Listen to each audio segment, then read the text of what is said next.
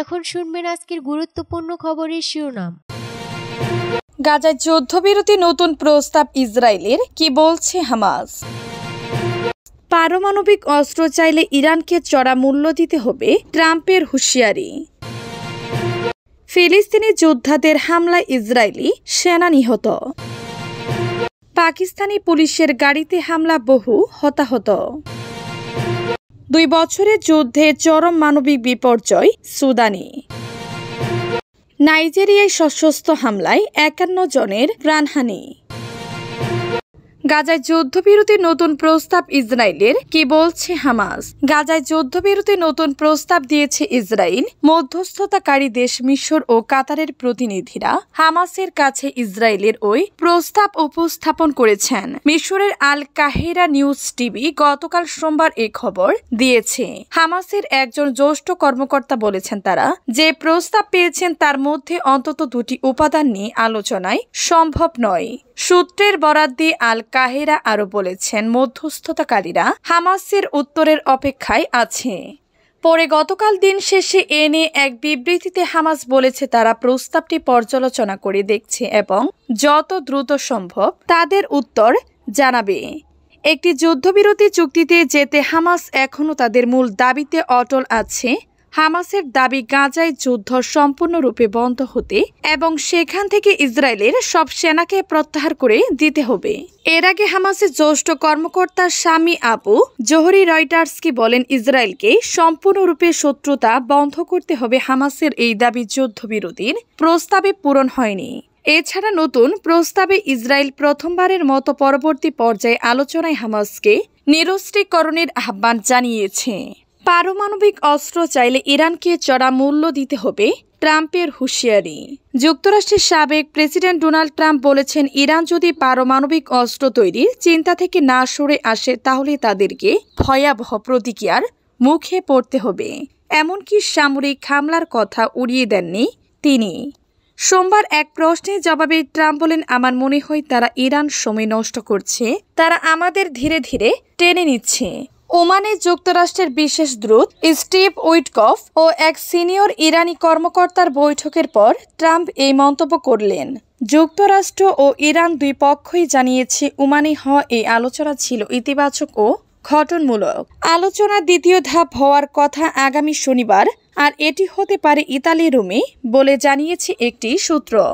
গোপন সূত্রের মতে এই বৈঠকগুলিতে মূলত আলোচনা হচ্ছে ভবিষ্যতে একটি সম্ভাব্য চুক্তির কাঠামো কেমন হতে পারে সে বিষয়ে। ফিলিস্তিনি যোদ্ধাদের হামলায় ইসরায়েলি সেনা নিহত। গাজার বিভিন্ন এলাকায় প্রতিশোধমূলক অভিযানে ফিলিস্তিনি প্রতিরোধ যোদ্ধারা কমপক্ষে একজন ইসরায়েলি সেনাকে হত্যা করেছে। এতে আরও বেশ কয়েকজনকে আহত করেছে। আরব ও ইসরায়েলি সংবাদ মাধ্যম জানিয়েছে, সোমবার ফিলিস্তিনি প্রতিরোধ যোদ্ধাদের একটি জটিল অভিযানের ফলে গাজা সিটির পূর্বে গোজাইয়া পাড়ার একটি বাড়ির ভিতরে আটকা পড়ে 4 জন ইসরায়েলি সেনা। এ সময় তাদের উপর হামলা চালানো হয়। পৃথকভাবে দক্ষিণ গাজা উপত্যকার রাফা শহরে ফিলিস্তিনি যোদ্ধারা তাদের বিরুদ্ধে আংশিক অভিযান চালালে বেশ কয়েকজন ইসরায়েলি সেনা নিহত ও আহত হয়েছে। হিব্রু ভাষার সংবাদ সংস্থা জানিয়েছে যে ইসরায়েলি সামরিক হেলিকপ্টারগুলিতে হতাহতদের সেনাদের সরিয়ে নেওয়া হয়েছে। ফিলিস্তিনি ইসলামিক জিহাদ আন্দোলনের সশস্ত্র শাখা আল কুদস ব্রিগেডও একটি সংক্ষিপ্ত বিবৃতিতে জানিয়েছে, তাদের একজন স্নাইপার যোদ্ধা গাজা সিটির গোজাইয়া পাড়ায় অবস্থান নিয়ে একজন ইসরায়েলি সেনাকে গুলি করেছে। পাকিস্তানি পুলিশের গাড়িতে হামলা, বহু হতাহত।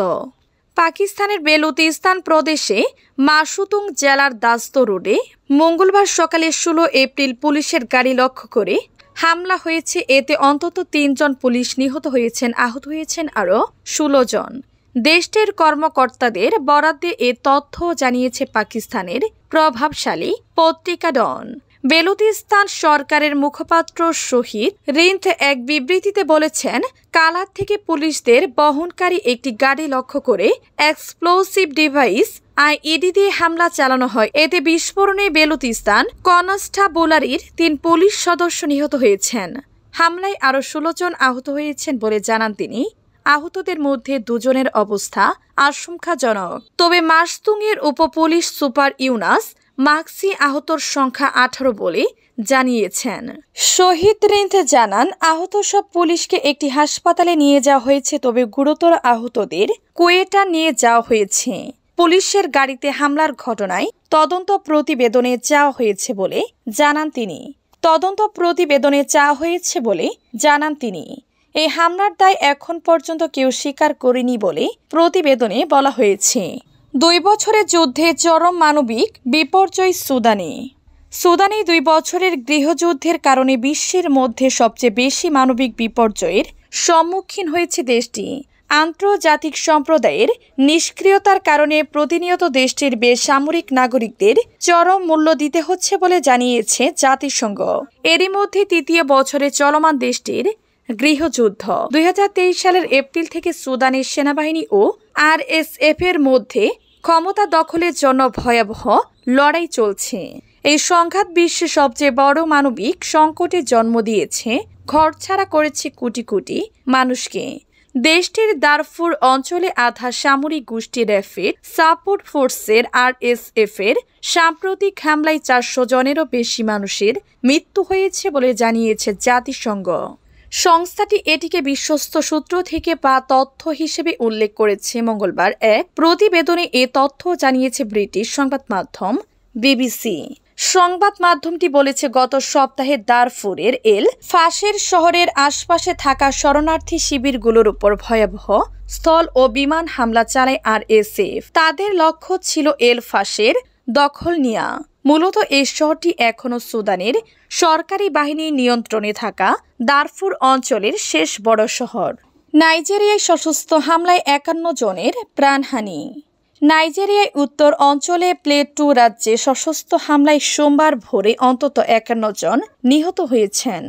রাজ্যের অন্য এক অংশে মাত্র 2 সপ্তাহ আগে সংঘর্ষে আরও বহু মানুষ প্রাণ হারান।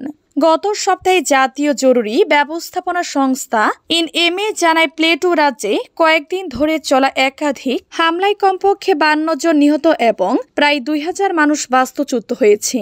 এলাকাটি দীর্ঘদিন ধরে কৃষক ও পশুপালকদের মধ্যে সংঘর্ষের জন্য পরিচিত।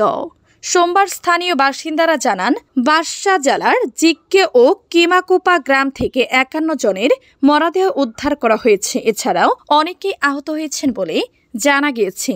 হামলার সঠিক কারণ এখনও জানা যায়নি, তবে স্থানীয় বাসিন্দা জোসেফ চুদু ইয়মকোপা দাবি করেছেন হামলাকারীরা ছিল পশুপালক। তিনি বলেন, এখনই গণকবর দেয়া হচ্ছে। ব্যাপক ক্ষোভ ও শোক বিরাজ করছে ওই এলাকায়।